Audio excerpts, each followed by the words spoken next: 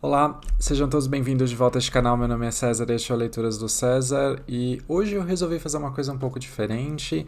Vocês já devem ter notado que os nomes dos episódios estão todos ali numerados, 1, 2, 3, 4, 5.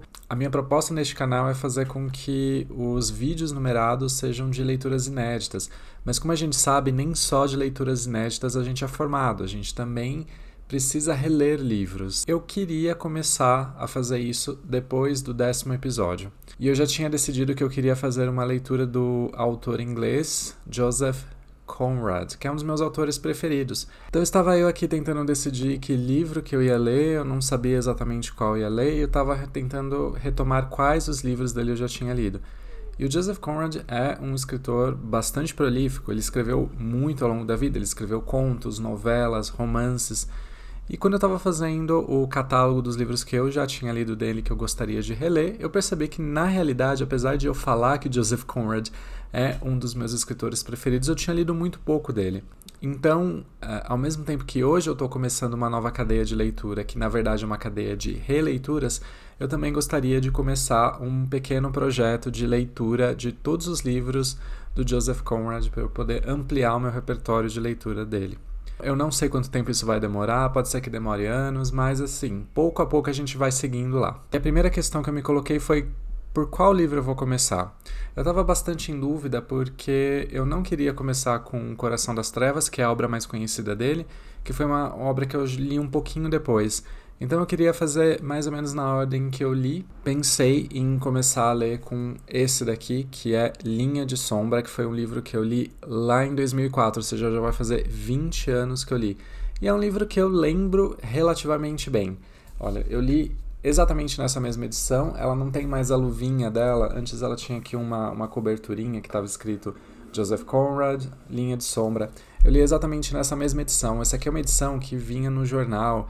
Lá no começo dos anos 2000, houve uma coleção de livros de literatura contemporânea que vinha junto no jornal, que você conseguia comprar em bancas de jornais. Eu li essa mesma edição, foi um outro exemplar que eu emprestei de uma amiga minha. Aí eu gostei tanto do livro, foi um livro que marcou muito a minha adolescência, foi um dos livros que inclusive me incentivaram a fazer o curso de letras no final das contas. E foi um livro que eu senti, na mesma época que eu estava lendo, que eu ia gostar muito de ler esse livro quando eu tivesse mais ou menos aí uns 30 e poucos anos, o que é agora. E o segundo livro que eu queria ler era Lord Jim, que foi um livro que eu li em 2005. Eu li no primeiro ano da Faculdade de Letras, eu li para um curso. Esse livro aqui, por incrível que pareça, apesar de eu ter lido depois, eu lembro muito menos do que Linha de Sombra. Eu não lembro exatamente que livro é esse, o que ele trata exatamente. Eu lembro de algumas coisas, lembro muito vagamente. Então eu estou muito curioso para ler esse livro também. E essa edição aqui que eu tenho em mãos eu comprei num sebo. É uma edição bastante antiga, como vocês podem ver aqui. Ela já está toda amarelada, gente. Esse barulho, o que está acontecendo? Como eu ia dizendo, a edição que eu tenho aqui em casa é essa aqui, da editora Globo, uma edição bastante antiga, que eu comprei num sebo, eu comprei online, comprei em 2006 e nunca li, porque eu queria ter essa obra, na verdade. E a tradução dele é do Mário Quintana, então é uma tradução, sem dúvida, excelente, que eu estou bastante curioso para ler. Eu estou até um pouco mais curioso para ler do que Linha de Sombra, mas vamos lá. Então, no final das contas, qual livro eu decidi ler? Bom, a resposta é os dois. Eu achei que não teria por que eu não ler esses dois livros nesse momento, então decidi que em vez de fazer apenas a leitura de um livro, eu vou fazer a leitura desses dois livros e vamos ver o que vai dar. Eu ainda não comecei, daqui a pouco eu vou gravar um outro vídeo para esse canal, de um livro que eu terminei de ler ontem, e depois eu vou começar a leitura desse livro aqui. Bom, eu vou começar com Linha de Sombra. Esse livro aqui, vamos ver o que eu lembro dele. Eu lembro que é um personagem aí que está nos seus 20 e poucos anos, 20 e poucos, 30 anos, e que ele decide mudar de vida. Ele toma uma decisão muito rápida e drástica. Ele trabalha na Marinha Mercante Inglesa, então é um livro típico do Joseph Conrad em que você tem uma viagem marítima e que esse personagem resolve fazer a sua última viagem de barco de volta para a Inglaterra para retomar sua vida em terra, fazendo outra coisa qualquer. E essa viagem vai ser uma viagem muito difícil, porque, se eu não me engano, as pessoas começam a ficar doentes, então eles são pegos ali em vários percalços e é basicamente esse o livro. Vamos ver se eu estou lembrando corretamente. Agora, quanto Lord Jim, esse livro aqui, eu lembro que esse personagem ele comete um crime. Eu não lembro exatamente que crime é esse, mas ele comete um crime a bordo do navio em que ele trabalha. Não tenho certeza que crime é esse e não tenho certeza se o livro diz se ele é culpado ou não, ou qual crime ele cometeu ou não, mas eu lembro que tem um julgamento dele. Por incrível que pareça, é só isso realmente que eu lembro desse livro. Então faz aí 20 anos que eu li. Eu lembro de ter gostado muito do livro na época, mas por algum motivo eu não consigo lembrar do enredo muito bem. São coisas da vida, né? Que a gente acaba às vezes esquecendo umas coisas que em algum momento da vida a gente achou que eram as coisas mais importantes, assim, né? Mas vamos ver, eu tô bastante curioso, vou gravar um vídeo daqui a pouco, depois a gente já imediatamente começa a leitura. Tá bom? Até mais! Bom dia, pessoal, tudo bem? Ontem foi um dia bastante produtivo, eu consegui gravar um vídeo, eu consegui editar o vídeo, consegui postar o vídeo, trabalhei um pouco. No final do dia eu estava meio exausto, eu percebi que eu tinha passado o dia inteiro em casa, então eu resolvi sair para comer alguma coisa. E estava eu lá comendo, quando eu lembrei que eu tinha salvo no meu Kindle as obras completas do Joseph Conrad, que eu comprei na Amazon por uma bagatela, se não me engano acho que foram 5 ou 6 reais. Então eu estava lá comendo e comecei a ler Linha de Sombra no original mesmo, que depois eu comecei a ler também aqui no próprio dispositivo, porque antes eu estava lendo no meu celular. Eu li os 2 primeiros capítulos, voltei para casa, continuei lendo e terminei de ler, portanto, os 2 capítulos da primeira parte. E já tenho algumas considerações para fazer. Eu não vou fazer comentários capítulo a capítulo, mas é mais porque o começo de Linha de Sombra é bastante marcante para mim. Tomando meu cafezinho, vamos falar um pouco agora de Linha de Sombra. Como vocês devem saber, a maior parte das obras do Joseph Conrad se passa num contexto de navegações, lá no século XIX. O Joseph Conrad nasceu na Polônia, se tornou órfão muito cedo, abandonou a Polônia, foi para Marsella, na França, e ingressou na Marinha Mercante. Isso traria para ele uma experiência que ele usaria em toda a obra. Mais ou menos quando ele estava ali com seus 20 e pouquinhos anos, ele trocou a cidade de Marsella pela Inglaterra.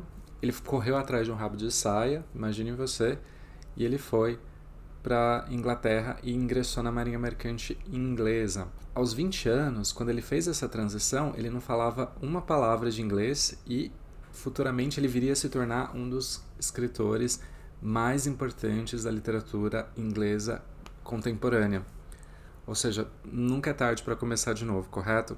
E é o que a gente está tratando aqui nessa obra. A gente tem um protagonista, é um narrador que trabalha para a Marinha Mercante Inglesa, ele é imediato de um navio e, muito repentinamente, ele resolve abandonar o seu emprego e voltar para casa. Mas ele vai voltar para casa, ele não tem nenhum objetivo, ele não vai voltar para casa porque ele quer fazer alguma coisa. Ele não tem, na verdade, nenhum motivo. Ele mal consegue explicar o motivo que fez ele pedir demissão daquele emprego e voltar para casa. Essa obra aqui tem um subtítulo de Uma Confissão. Então ele tem um ar de... é uma obra que tem um ar bastante confessional e ela abre do seguinte modo: apenas os jovens têm tais momentos. Não me refiro aos muito jovens. Não. Os muito jovens não têm, a bem dizer, momento algum.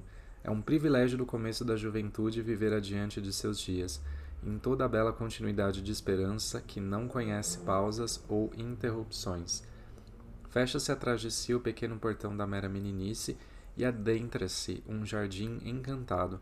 Até as sombras aqui resplandecem cheias de promessas. Cada curva da vereda tem suas seduções. E não porque se trate de um país desconhecido. Sabe-se muito bem que a humanidade toda já trilhou aquela senda. É o encanto da experiência universal, da qual se espera extrair uma sensação incomum ou pessoal, algo que seja só nosso. Vai-se conhecendo os marcos dos predecessores, excitado, divertindo-se, aceitando a boa como a má sorte, as rosas e os espinhos, como se costuma dizer, o pitoresco lote padrão que guarda tantas possibilidades para os merecedores ou talvez para os afortunados.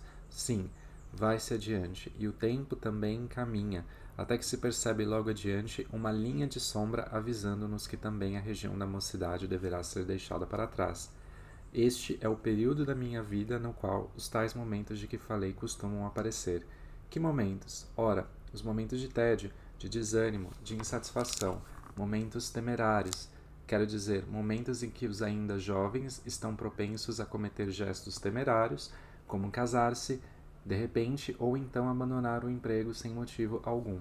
Esta não é uma história de casamento. Não foi assim tão ruim comigo. Meu gesto, temerário que foi, teve mais a natureza de um divórcio, quase uma deserção. E assim que, logo no começo do livro, o autor já joga o título na sua cara, dizendo que a linha de sombra é esse momento da vida em que você deixa a primeira juventude e você se torna, talvez, um adulto completo. Essa linha de sombra, na realidade, é aquele momento em que a sua perspectiva de futuro se altera um pouco. Quando nós temos 17, 18, 19 anos, é muito comum que a gente consiga imaginar como vai ser a nossa vida pelos próximos 10 anos. A gente faz planos, a gente quer conhecer alguém, a gente quer desenvolver a nossa carreira, mas quando chega num certo período, lá pelos 28, 29, 30 anos, as coisas começam a ficar um pouco mais embaçadas. E é nesse momento que você tem o risco de cometer algum tipo de ato que para as outras pessoas vai parecer um ato temerário, um ato de puro capricho. Mas na sua cabeça, mesmo que você não consiga explicar essa decisão, ela tem um fundamento. É um fundamento que às vezes você mesmo não consegue acessar, por isso você não consegue explicar para outras pessoas, mas ele acontece. Você acha que isso faz sentido para você, para sua vida?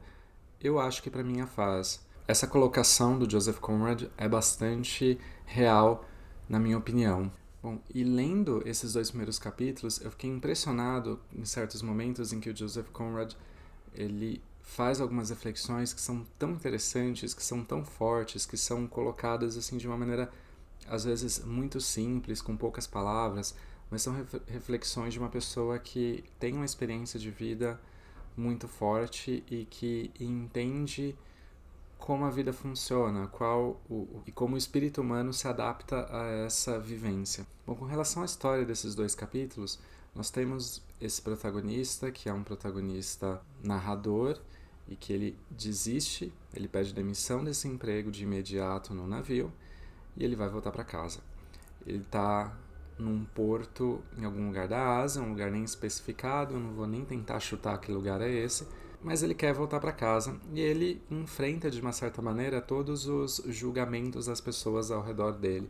No final das contas, as pessoas que trabalham no mar, os navegadores, os marinheiros, os capitães, todas as pessoas que trabalham nesses navios da Marinha Mercante, eles adoram esse estilo de vida, porque é um estilo de vida. Imagine você passar meses e às vezes anos, né, longe da sua casa, mas essas pessoas aparentemente gostam dessa vida e elas não viveriam, não saberiam viver de outra forma.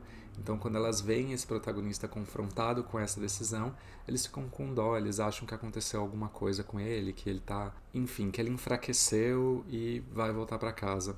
E ele realmente está decidido, ele ainda não sabe como ele vai fazer. Imagine que ele decidiu pedir emprego no pior momento possível, que é quando ele está mais longe de casa. Ele poderia ter tomado essa decisão quando ele ainda estava na Inglaterra, mas não, ele está no lugar mais longe possível.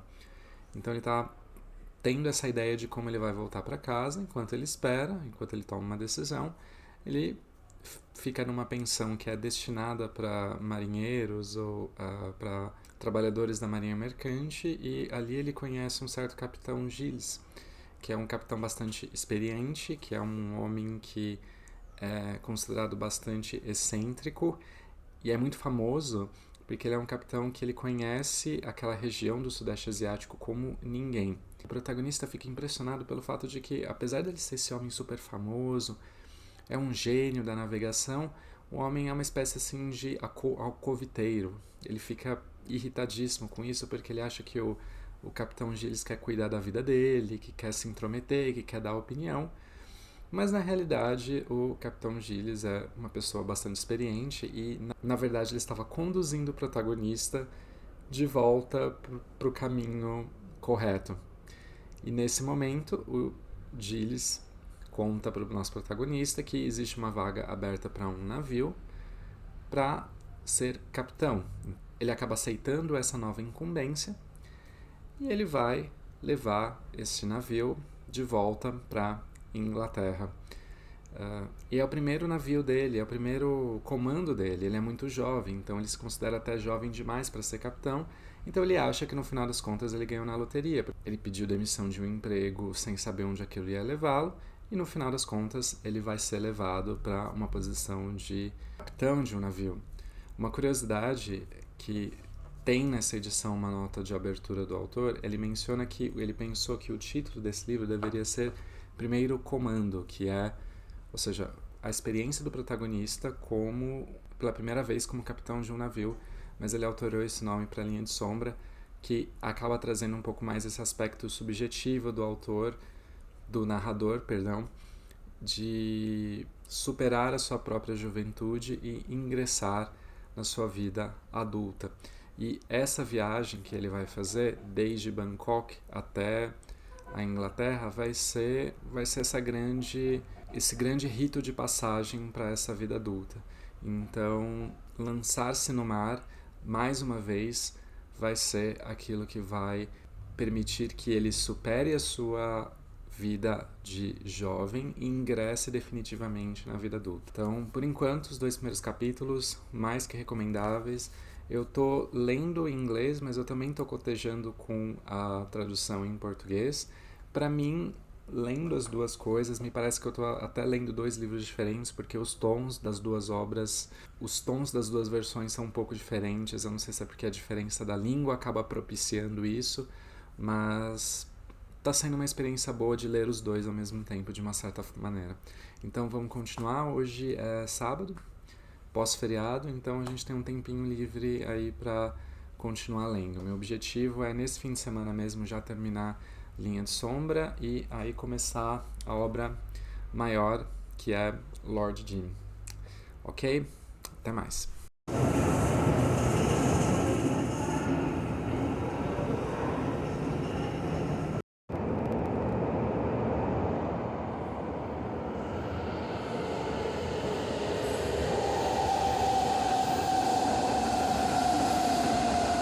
Olá pessoal, tudo bem?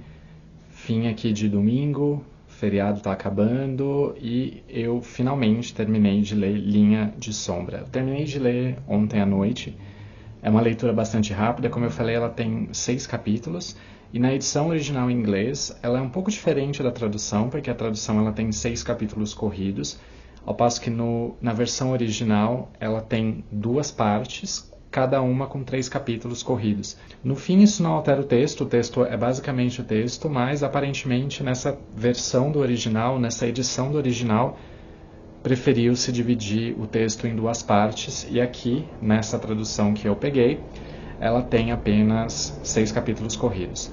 E foi uma leitura excelente para o feriado. Esse livro é melhor do que eu lembrava, me causou um impacto bastante grande lê-lo agora com mais de 30 anos, e 20 anos depois de eu tê-lo lido pela primeira vez, vale muito a pena, é uma leitura bastante curta e me surpreendeu que, apesar de ser um texto bastante conciso, ele é muito consistente e a metáfora e a mensagem dele é bastante clara.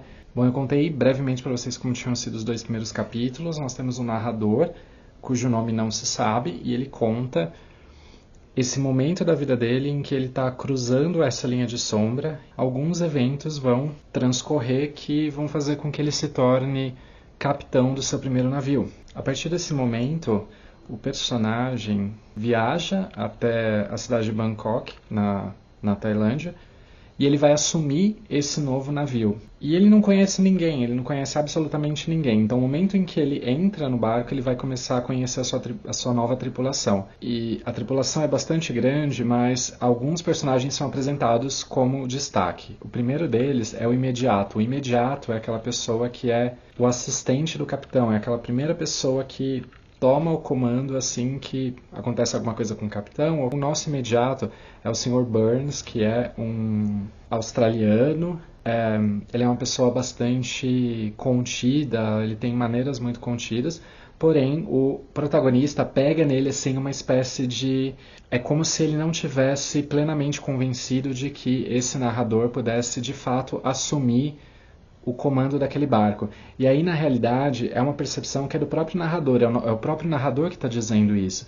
O que significa que, na verdade, existe uma grande possibilidade de que essa falta de confiança que ele sente vindo do Sr. Burns em relação a ele pode ser, na realidade, apenas uma projeção da mente dele, já que ele mesmo, como ele está pegando o comando de um navio pela primeira vez, ele não está muito seguro do que ele está fazendo. Então ele precisa parecer para as outras pessoas que ele está seguro, mas no fundo, ele não está tão seguro assim. E o segundo personagem que nos é apresentado é o cozinheiro do navio, que é o Sr. Ransom. O Sr. Ransom, ele é um homem bastante alto, muito musculoso, muito forte, mas ele tem essa característica que dá uma espécie de contraste para ele, que ele tem uma doença no coração e por causa disso ele não pode fazer muito esforço. Então o máximo de esforço que ele pode fazer é a cozinha, ficar na cozinha. Então ele não se envolve em nenhuma outra atividade do barco que não seja cuidar da cozinha. Esses são os dois personagens que vão ter uma certa importância ao longo do resto da narrativa. Bom, acontece que aquela viagem já estava... Antes de sair do porto, já começa a aparecer alguns problemas. O primeiro deles é que o Sr. Burns começa a deixar um pouco a entender que o capitão falecido, o capitão anterior daquele navio, morreu em umas circunstâncias um pouco estranhas, porque ele foi começando a pouco perder o controle da sua própria razão. Ele começou a agir pouco a pouco de uma maneira muito tresloucada. Ele, enfim, em um certo período ele desaparece do barco, depois ele volta, e aí no meio de uma tempestade ele está ali na cabine dele tocando violino. Então ele começa a agir de uma maneira um pouco tresloucada, como se ele não quisesse mais que o barco chegasse ao porto. Então ele não se importa mais com o estado do barco, com o estado da tripulação, e ele vai perdendo a razão pouco a pouco e ele morre no próprio barco. Isso é um dado bastante importante. A segunda coisa que acontece é que antes que o barco parta do porto de Bangkok, o Sr. Burns vem a cair doente. É uma doença tropical, eu não sei se é malária, eu acho que é malária que ele pega. Ele não diz exatamente o que é, mas ele fala que é uma febre tropical. Então, muito provavelmente é malária. Ele cai muito doente, ele fica muito adoentado, ele é retirado do barco, ele é levado até o hospital e passa muitos dias doente, muitos dias em febre, e dentro dessa febre ele começa a ter algumas espécies de delírio, e nessa febre, nesse estado febril, ele tem alguns delírios em que ele imagina que o antigo capitão, aquele capitão que faleceu, havia amaldiçoado o barco e a viagem deles estaria destinada a ter algum tipo de catástrofe. O protagonista fica um pouco ressabiado com isso, e ele acha que aquilo em si já é uma espécie de mau agouro, mas ele decide que ele vai viajar sem o Sr. Burns. O Sr. Burns vai ser deixado ali no hospital, porém o Sr. Burns, apesar de tudo, ele implora que o protagonista o leve junto, e depois de muita insistência, ele é levado de volta para o barco, mesmo doente. Então, assim, imagina que ele tá num estado... ele está com malária, ele está totalmente debilitado, ele não tem forças para trabalhar, ele não vai trabalhar, ele vai ser apenas uma pessoa que vai ali no barco, ele vai precisar ser cuidado por alguém. Mas mesmo assim, eles resolvem levar o Sr. Burns de volta para o barco. Então, observem vocês que a viagem já começa um pouco difícil, porque, em primeiro lugar, nós temos um capitão que nunca comandou um navio. Nós temos um primeiro imediato que, apesar de ser um navegador muito experiente, está doente, está febril, não está em condições de trabalhar, não está em condições de raciocinar corretamente, está em delírio completo. E nós temos um segundo imediato que seria aquela pessoa que cuidaria das coisas enquanto o capitão não estava em comando, é uma pessoa também muito jovem e pouco experiente. Então essa viagem tem tudo para ser uma espécie de grande perigo. E o navio, enfim, parte do porto e, após viajar algumas milhas pelo mar, algumas léguas pelo mar, os ventos simplesmente desaparecem. O barco fica totalmente parado no meio do mar, eles não podem seguir, eles também não podem voltar mais. Eles ficam parados dias e dias e dias, sem que nenhum vento possa levá-los adiante. Eles ficam preocupados porque, nesse meio tempo, outros marinheiros começam a ficar doentes. Então, um a um, esses marinheiros vão pegando a mesma doença do Sr. Burns e eles começam a cair um a um. Eles ficam debilitados, todos eles começam a apresentar febres altíssimas que os impedem de trabalhar. Então a situação começa a ficar bastante tensa, porque a gente não sabe o que vai acontecer. Ele até fala que era muito comum que barcos inteiros às vezes fossem encontrados à deriva no mar com todos os seus tripulantes mortos, e ele imagina que isso pode vir a acontecer com eles. Absolutamente toda a tripulação fica doente, menos o protagonista. O protagonista é a única pessoa que não fica doente. O Sr. Ransom também não fica doente. Ele fica, na verdade, mas ele não fica tão debilitado quanto os outros. O capitão, basicamente, é a única pessoa sã que está ali.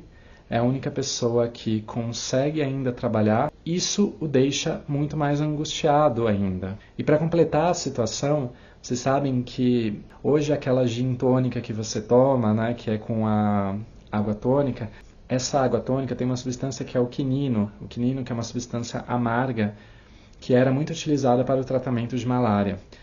O barco tinha um estoque de quinino que seria utilizado para o tratamento dos marinheiros, porém o protagonista descobre que todo o estoque de quinino havia sido trocado, havia substituído por uma substância que ele não diz o que é, mas ele fala que é uma substância arenosa. Eu não sei exatamente se é uma areia ou se, na verdade, aquilo é algum tipo de droga que seria traficada para o Ocidente. Eu não sei exatamente qual é e o livro não fala. Mas a coisa importante é que eles estavam no mar e eles não podiam nem mesmo tratar os doentes com aquele tratamento temporário, aquele tratamento paliativo que eles tinham à disposição deles para pelo menos tentar colocar os marinheiros de pé para poder trabalhar. Então veja que assim, aquela viagem já está meio destinada a não dar certo mesmo, que eles vão precisar voltar para o porto de alguma forma, mas os ventos não estão ajudando. A coisa vai se desenvolvendo até um ponto em que finalmente eles veem uma tempestade se formando no horizonte. E a tempestade vai pouco a pouco se aproximando do barco, até que aquela escuridão toda envolve o barco fica totalmente escuro. Esse momento é um dos mais belos do livro, a maneira como ele vai descrevendo aquela escuridão se aproximando das pessoas e que cada pessoa dentro desse barco ela passaria a estar sozinha, porque as luzes, tanto as luzes do céu como as luzes do próprio barco, vão se apagando pouco a pouco. E isso é lindo, vou ler para vocês um trecho. Ainda não havia ninguém ao leme. A imobilidade de todas as coisas era perfeita. Se o ar enegrecera, o ar, pelo que eu sabia, bem podia ter se solidificado. Não adianta olhar em direção alguma, esperar por algum sinal, especular sobre a premência do momento. Quando chegasse a hora, a negritude sobrepujaria silenciosamente o pouco de luz de estrela que caía sobre o navio, e o fim de todas as coisas viria sem um suspiro, movimento ou murmúrio de qualquer espécie, e todos os nossos corações cessariam de bater como relógios no fim da corda. Era impossível dispersar aquele senso de fim. A quietude que se apossou de mim era como o antegozo da aniquilação. Proporcionou-me uma espécie de conforto, como se minha alma tivesse se reconciliado repentinamente com uma eternidade de calma cega. Isso aqui é lindo, é maravilhoso, porque essa obra, no fim das contas, é um retrato, é uma metáfora do processo de amadurecimento. A gente tem esse personagem que, confrontado com essa linha de sombra, resolve deixar para trás aquilo que era certo e era seguro para ele, que era aquele emprego de imediato que ele tinha, e assumir uma empreitada completamente nova para a qual ele não sabia se estava preparado ou não. E apesar dessa empolgação inicial que ele demonstra com tudo aquilo que está acontecendo, no final das contas, quando aquele barco, que é, digamos assim, o barco da vida dele, sai do porto e se vê confrontado com essa inércia, com essa falta de vento, que parece que ele não está indo para lugar nenhum, ele finalmente, pouco a pouco, vai ser cercado por essa sombra, por essa escuridão que vai tomando seu coração e que vai revelando para si aquilo que de pior e que de mais amedrontador existe dentro dele, que é o seu medo de falhar, que é o seu medo de, ao final de contas, não ser aquela pessoa que ele imaginou que ele poderia ser. Isso é tão real, essa metáfora ela é tão real, eu imagino que todos vocês já tenham se confrontado com essa situação. Eu, com certeza, já passei muitas vezes por isso, e isso que torna o livro tão bonito, porque apesar de ter toda essa coisa meio aventuresca, da aventura no mar, de navegação em territórios distantes, tem toda essa coisa da imaginação que a gente pode retirar desse livro, mas ao mesmo tempo ele diz alguma coisa que é pra gente mesmo, é para nós, é uma coisa que é universal, é um sentimento universal de medo, de insegurança e de necessidade de confronto com uma coisa que é de algo que a gente sente que é muito maior que a gente mesmo. E como prosperar numa situação dessa? Como prosperar mesmo em virtude dessa situação? Como prosperar? E é justamente um pouco nessa virtude estoica que o personagem vai se segurar. Eu não vou contar muito aí o final também, porque, como sempre, eu não gosto muito de dar spoilers a respeito do final do livro, mas eu posso dizer que o livro me tocou bastante. Eu acho que, pelo fato de ele ser tão curto, eu acho que a mensagem dele está muito mais condensada e ele consegue trazer essa mensagem para perto da gente, ele consegue condensar isso quase como se fosse uma fábula para gente adulta, para pessoas com mais de 30 anos ou que estão chegando nos seus 30 anos e que estão tentando passar por esse processo de amadurecimento. É belo, isso é muito belo mesmo. Eu fiquei impressionado com o livro, eu não achei que eu fosse gostar tanto dele como eu gostei da primeira vez. Eu posso dizer que eu gostei dele até mais do que eu gostei da primeira vez. Posso dizer que Joseph Conrad ainda permanece como um dos meus autores preferidos. Eu estou bastante entusiasmado para saber quais são os livros, se eu vou gostar dos próximos livros que eu vou ler. E, por enquanto, agora eu vou iniciar a leitura de Lord Jim. Vamos ver se eu vou gostar. Bom, essa foi a primeira parte do vídeo sobre Joseph Conrad. Se você gostou desse vídeo, eu peço humildemente que deem um like e, se possível, se inscrevam nesse canal. Espero vê-los nos próximos vídeos. Boas leituras. Tchau, tchau.